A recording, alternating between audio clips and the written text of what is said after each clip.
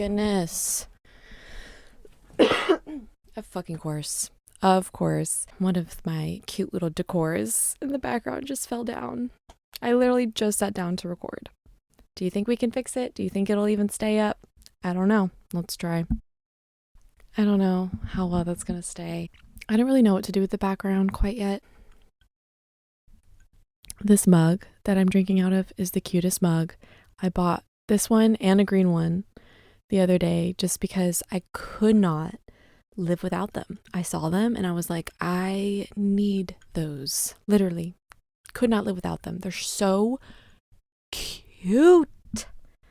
The green one's cuter in my opinion, but I felt like the pink would kind of match the vibe, a little bit more. But yeah, they were like $3 at the Dollar General. Such a steal. Needed them. No, it's falling down again. There you go. Okay. Well, the thought was there. I hung it up with an earring. That was the only thing I could find, but it worked. It worked. So. But hello, mamas. Hi, Loving Motherhood is on video now, or I'm trying for it to be. I just know that audio listening isn't for everyone. I personally enjoy watching podcasts, so I don't have the most bougie setup. I don't really know what I'm doing, but nonetheless, I'm trying. And I just need a platform to talk, okay? I've got a lot on my mind all the time. I don't have a lot of friends, so hopefully some of you mamas out there can kind of feel comfy sitting and chatting with me, and hopefully I can have some sort of community on here that I can vent to, talk to, joke to. Y'all, I'm lonely. I mean, I really am. I need a girl community. I don't got none. I don't got no girls by my side, consistently. I need me like some consistent friends. So for now, this mic and this camera is my consistent friend who's always going to listen to me and I can talk about anything with. So yeah, here's my cute little setup. It's the best I could do for right now. I don't have a lot of resources or space. So I'm in my closet. Yes, this is my closet. But I decorated it a little bit with some of my artwork behind me. I'd love to add more. I wish I had time to do more painting. I honestly haven't painted in years. I actually found these pieces behind me. I found them like in my art supplies. I was like, I need something for the background, something cute. Most of them were unfinished, so I had to finish them for this. That was my first time painting in years, and I loved it. It definitely sparked like a new passion for painting in me, so I'm definitely gonna try, I emphasize try, painting more.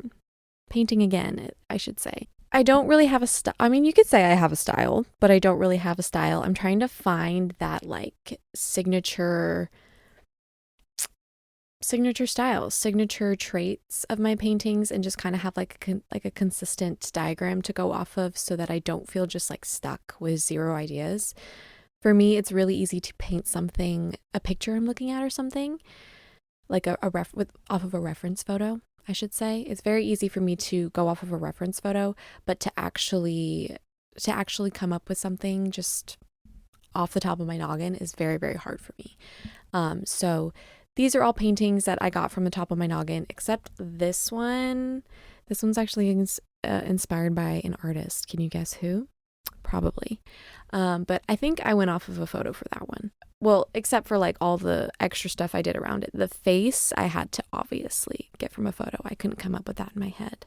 But all these other ones are just straight from my noggin, which I'm very proud of because that's very hard for me to do.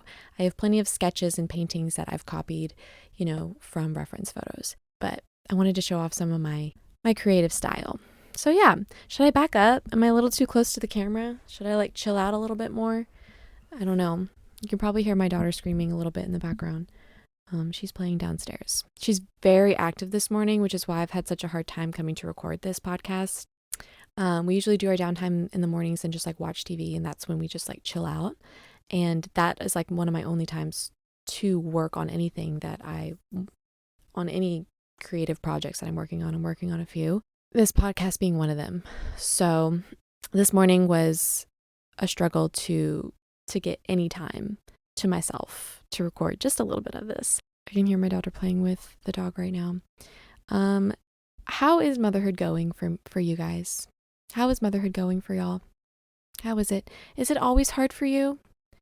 I mean, I guess it depends on like what age your kids are, but I wouldn't say it's as hard as it was when it all started, because I just was that was a lot. It's a lot to become a mom.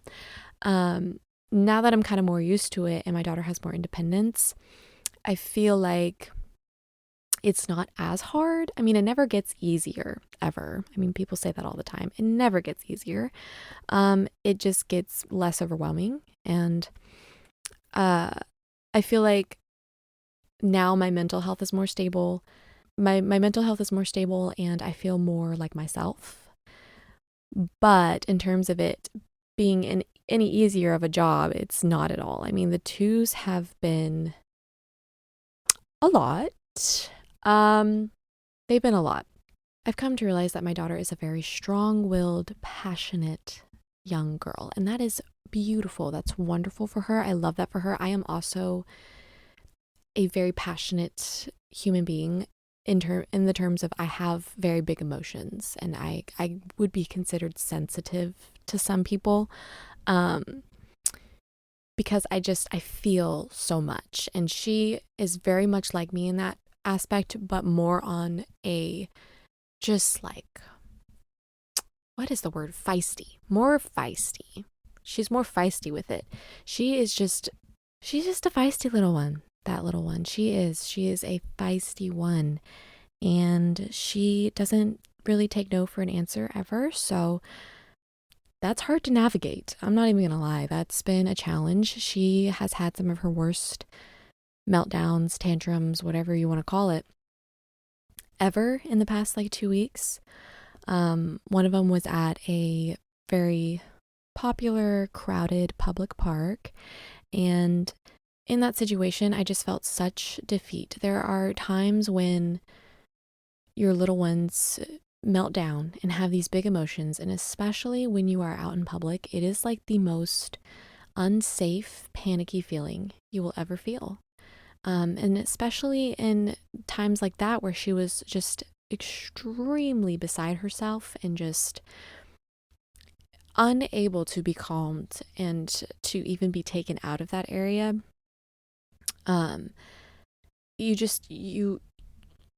You go blank. You're like, what am I supposed to do? What do I do in these situations? Like you've tried everything. You've gone the aggressive route. You've gone the gentle route. You've gone the understanding route, the bribing route. Like you've tried everything and nothing is giving. This kid will not give. I mean, she doesn't give, y'all. She is very, very, very strong-willed. She wants it her way, and I respect her for that. I do. I can tell that she's going to be one of the strongest women when she grows up because of it, because she just wants things a certain way, and that makes her strong, in my opinion. She's never going to be a people pleaser. She's never going to be a pushover, because she knows what she wants, and she knows how to get it. Okay, she's going to try everything to get it. But yeah, I posted a TikTok about that tantrum that she had, because it was literally the worst tantrum she's ever had. I'm not even kidding. And like I said, it was in a public park, so it was one of the most defeating moments for me as a parent.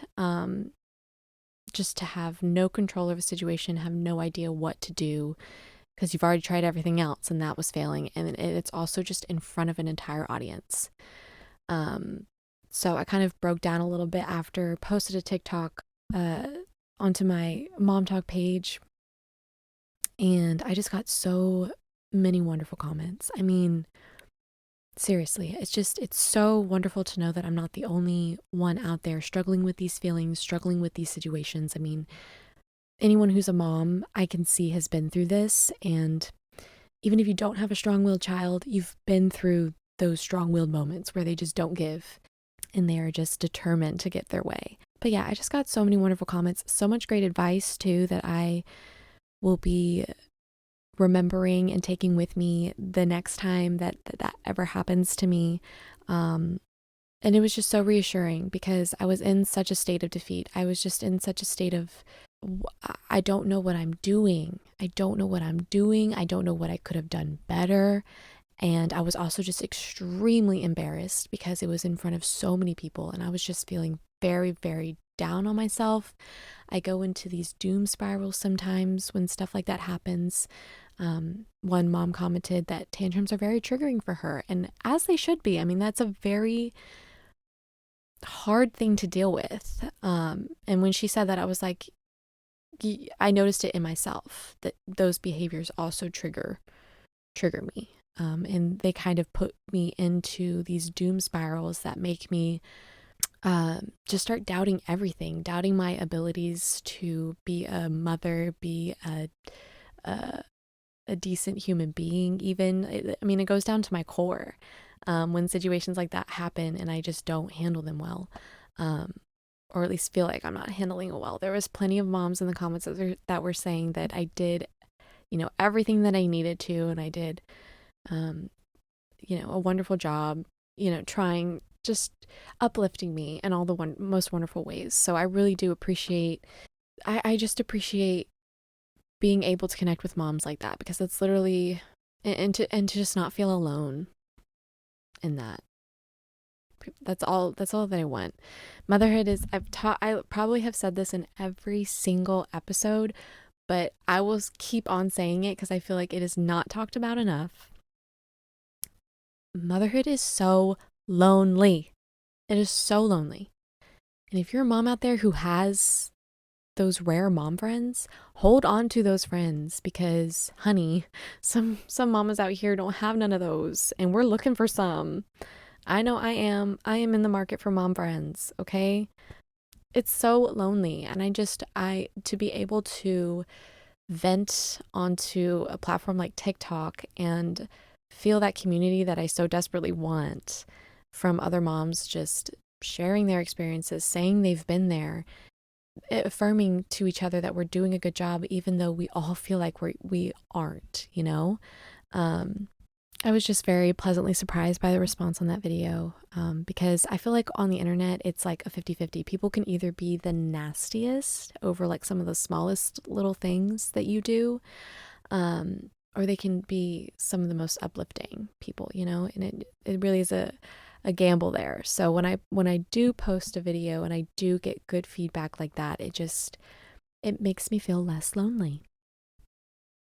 It makes me feel less lonely in this very, very lonely journey. So yeah, what did I do with my drink? Oh no. But yeah, my daughter had a really, really bad tantrum, and she also had another one similar to that yesterday, but it wasn't as bad because we were already in the car. See, with the other tantrum, that really, really tested me, really, really pushed. Yeah, that other tantrum though, we were at this really big park that's in the city that we live near, and I mean, it's a wonderful park. I love taking her there. She loves it there. So she was very, very reluctant to leave. So when it was time to leave, by that time, I think we had stayed a bit too long. She was a bit overtired, probably hungry, all those things. And I'm trying to realize now when to notice those triggers, now that we aren't really doing consistent naps, to notice when is the right time to leave before things start going south. So I see that now, that I need to start recognizing those things before it triggers into something nasty, like tantrums, like things that the situation that we wanted to avoid. Okay, so it was time to leave. I tell her, come on, like, let's go. It's time to go. She starts yelling at me and trying to pull away from me as I'm grabbing her, and I'm trying to keep her still because she's gonna run away if I don't hold on to her, because she knows that we're about to leave. She's smart. She's gonna run away from me. So she's she's starting to get worked up because she's like, let go of me, let go of me. Pulling away from me. And I'm like, I'm not going to let go of you because I'm telling you we need to leave and you're going to run away from me. Anyway, I had to end up going to pick something up. So I had to let go of her to pick something up that she might have thrown or I dropped or whatever. I had a lot of stuff in my hands that day. And so she runs away from me. And that's when I'm like, this bitch. She doesn't just run like a few feet away to go hide behind. No, she runs. It's like a 2-part playground. There's like a baby area and like the big kid area. She runs from the baby area all the way over to the big kid area, just zooms. So I'm like, this bitch. And that's when I'm like, oh no, she did not. She did not. Oh, but she did. So I'm sprinting after her at this point. And I get to her and I catch her before she can start running faster away from me.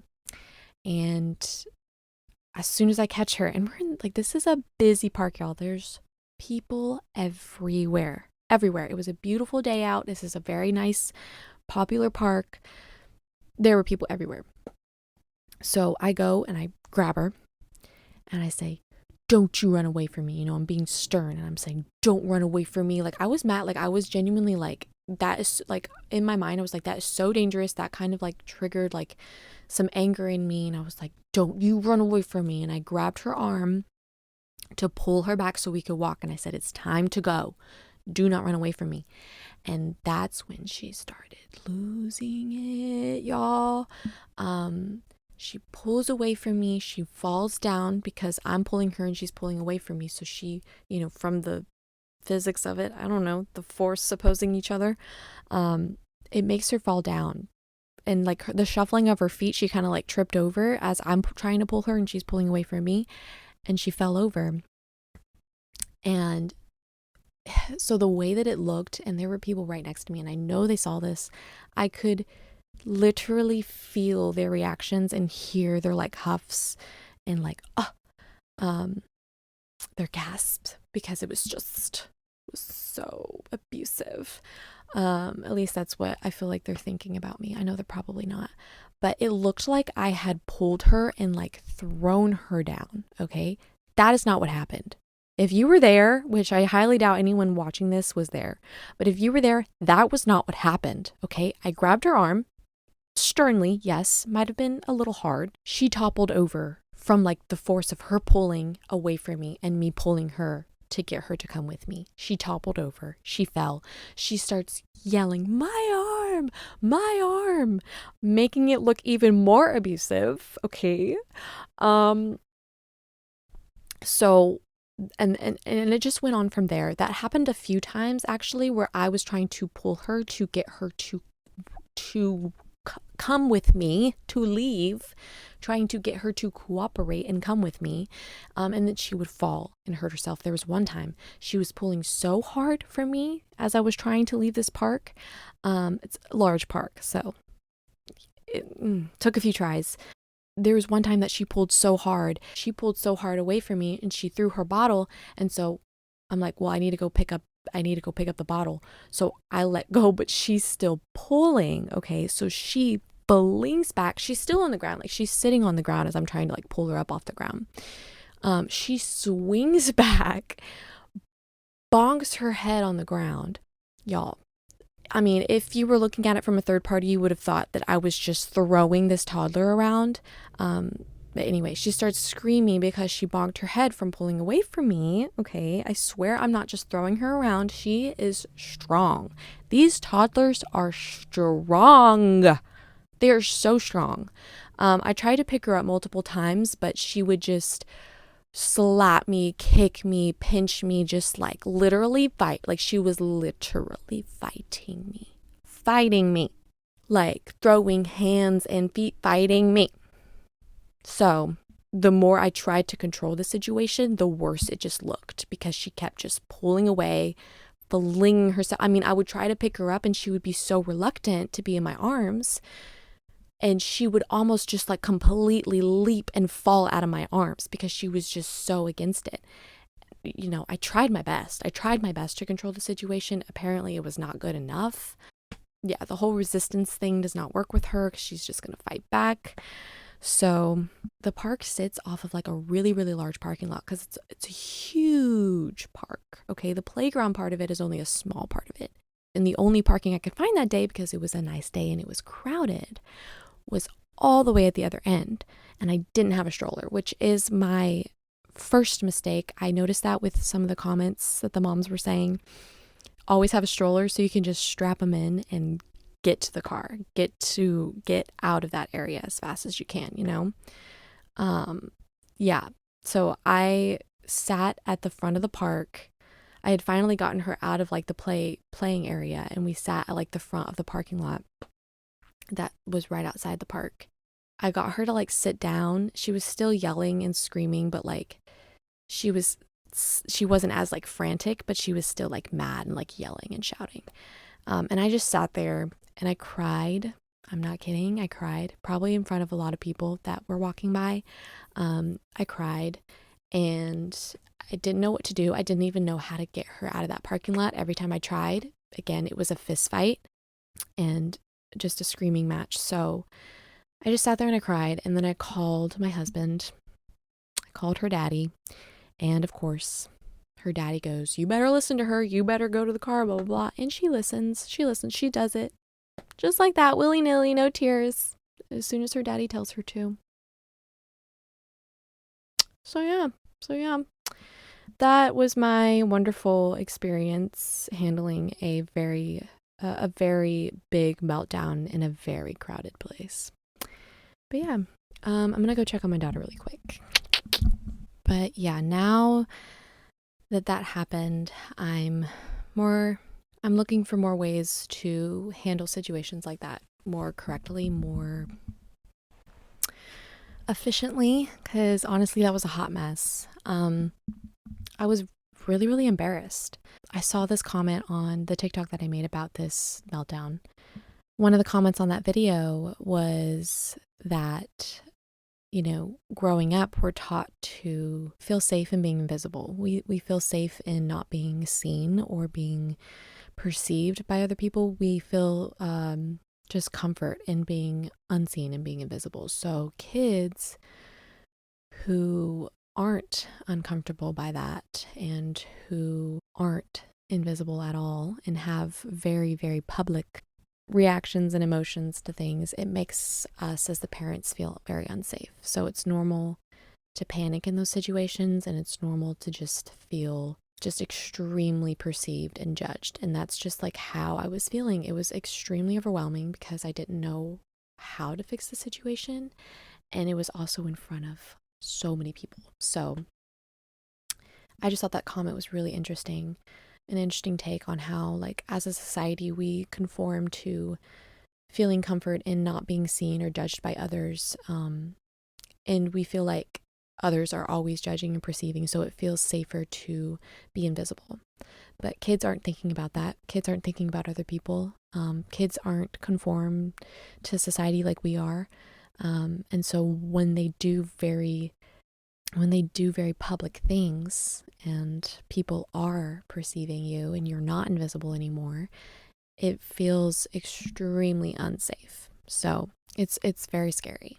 It's so scary. You just feel like icky. I just felt icky. I wanted to like crawl out of my skin after that. It was just it's just such like a cringe experience. When like you embarrass yourself and you think about that thing like over and over again until like the day you die? That's like that, but like times 10, because not only are you embarrassed because your kid is just having this huge meltdown in front of everyone, but also like as a parent, you feel, what's the word? You feel very just judged. I feel like parents get judged a lot by how they handle situations with their kids because everyone does it differently. So I feel like the parent community, especially like the mom community, there's a lot of opinions and there's a lot of things that people would do differently than you as well. So it's just a huge mess of just like judgment and opinions. And I'm sure that I was getting a lot of those that day. And to think about that is daunting. I mean, for me, one of my biggest insecurities is whether I'm a good mom or not.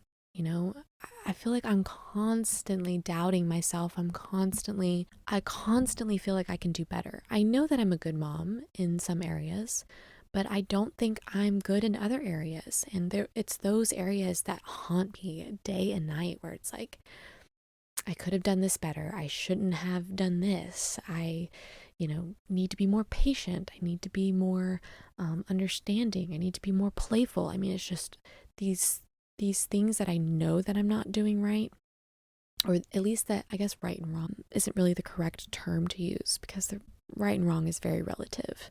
But I feel like I can do better in some areas, and so I will beat myself up at the times that I'm not doing better, and at the times that I feel like I'm not doing a good job, or for the times that I feel like I'm failing. It's those times that stick with me and literally just like erode my brains, my neurons, my brain particles. It just erodes through that all the good things I could say about myself, all the times that I've succeeded at parenting. It erodes through all of that, and it just becomes this repetitive noise of just, you're not doing enough. You could have done better. You could be doing better.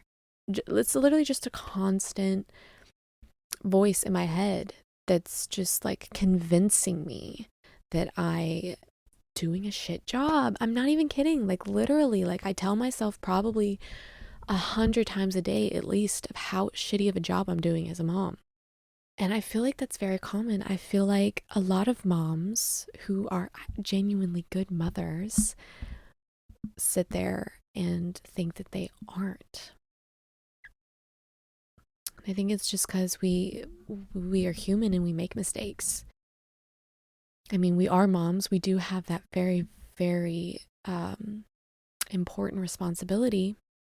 But unfortunately, we're still human. And so we're not always going to be good at it. But that doesn't mean that we're always bad at it, That doesn't mean that we're not doing something right. I don't know. That's just one of my biggest insecurities, and I know I'm not the only one, so I thought I would just share that. I struggle with feeling like a bad mom all the time, so Mama, if you feel similarly to that, you're not alone. We just got to keep reminding ourselves that we're doing the best we can. I had this conversation with my mom yesterday. She came to visit me for my birthday, and we talked a lot about that, especially because my daughter did have a tantrum with my mom there. So we talked a lot about just like how to handle those situations, and knowing that anything that you're doing now is the best that you can, and you just got to remind yourself that that's all that you can do. That is the best that you can do. And honestly, we're not really going to know how anything we do affects our kids. There's no right way to do it. There's no perfect way to be a mom. There's no perfect way to parent. All we can do is just kind of do what we feel is right to us and right by our children, and hope that it doesn't fuck them up for the rest of their lives. Yeah, figure out what you did wrong, when they tell you, when they're older. I was talking to my husband about that. I was like, we can't be those parents that when our kids tell us about stuff that we did wrong, we can't be those parents that dismiss it. We can't be like, oh no, I never did that. Because I feel like that's kind of what a lot of parents do. It's like you try to explain to them some of the things that you didn't enjoy as a child. Some of the things that you feel like they could have done better, and you're like, I didn't do that. I don't know what you're talking about. I never did that. And they get defensive, which fair. I probably would get defensive too, because I'm like, fuck you, kid. I was trying my best. Fuck you. But no, I was telling my husband, I'm like, I'm probably going to be the mom when my daughter tells me like, oh, like, I didn't really like how you did this. I'm probably going to be the mom that starts sobbing, and I'm like, I know. I thought about that day and night, and I just hope it didn't affect you the way that it did. Like, I'm going to be I'm gonna be the mom that's super aware of every little thing to the point of being a little dramatic about it. Is that better than being dismissive? I don't know, but I just know that everything that she's gonna think I could have done better, I'm gonna agree with her on. I'm gonna be like, you're right. You are right, kid. I could have done better in a lot of ways. 'Cause God, this shit's so hard. It's so hard. It is so hard. Oh my God. My laptop's about to die. I don't think I have any new music that I've been listening to. I know in my last episode I talked a little bit about some of the songs that I was liking. But I don't think there's anything new there. I just finished. I try to like have a book on hand. I'm trying to get better about consistently reading because I enjoy reading. I really do. I love it. And also writing a book, it helps to read other literatures to get inspiration, also just like tips and tricks on how to formulate sentences, how to say some things. So I'm always trying to like be reading something actively. I just finished I'm Glad My Mom Died by Jeanette McCurdy. It was good. Yeah, it was good. Not really my style though. I don't think I've ever read an autobiography, which I guess that would have been considered an autobiography because it's about her life. But yeah, I don't think I've ever read one of those. So that was good. It was a good first dose of that, but that's not really my style. I'm really into historical romance right now. Right now I'm reading Highland Treasure by I don't know the author. Sorry guys, I'm really bad with authors. But I don't think anyone really cares. Anyway, I love me some smutty historical romance novels, okay? There's just something about them that makes me like, it just makes me like, just giddy. It just makes me giddy. It makes me like giggle and kick my feet like a little girl. Because romance in centuries ago where like romantic things like sex were very taboo, it's just funny to read about sex in a time where it was so taboo and where like just like being proper was so important, especially when it came to like the opposite sex. So reading about like flirting, or like a woman like flirting with a guy or like admiring his body or like trying to like get close to him in a time like that, it's very taboo and it just makes me giggle. And then when they actually do like the nasty stuff, it's like, ooh, is it getting hot in here? Because it's getting hot in the 1700s. Yeah, that's how they make me feel. I think it's just very funny. It's just so funny to read like a sentence like, her breasts were pressed up against me, and I knew it was wrong and not proper. A lady or a man should never think about a lady like that. It's just very proper and just adorable. It's just cute because oh, how the times have changed. Oh, how the times have changed, ladies. Men don't respect women like that anymore. And sex has just become a very, very normalized thing, which is fine. But it does make you like think about how different things used to be and how just very open we've become as a society to sex, which is good. I really appreciate that because you got to think in times like that, in historical times like that, 1600s, 1700s, way back then, they probably were so horny all the time because everything was taboo. I mean, showing an ankle at some point was taboo, okay? Even talking about sex, hinting at sex was taboo. They were probably so horny. I mean, what do you do with all that energy? What do you do with all that energy all the time? I mean, if you're not regularly having sex, the only time you were regularly having sex was if you were married in that time period. And even then, in arranged marriages, you probably weren't having that much sex, okay? I mean, obviously people had sex out of wedlock, but it was very taboo. And that's why we read about it in the novels, because nobody was going to talk about it then, let's be honest. But anyway, yes, I've been reading Highland Treasure. It's very good. It's so good, actually. I started it and I was like, I don't know if this is really my style. it's just about this like royal war, basically, where this lord is trying to overtake this king and he like kills all of these people. And this woman's like trying to flee from him. And she meets this like very buff Scottish man healer. He's actually a healer. Um, it's just fun. Like, isn't that fun? Doesn't that just like it takes you to another world? And then you also get some like smutty little bits in it. It's just fun. It's fun to read. I recommend romance, if not historical. I know historical romance, history isn't for everyone. It's not really for me either. Um, but it's just fun to go back to that time and just like learn about that time while you're reading a romantic love quarrel. Yeah.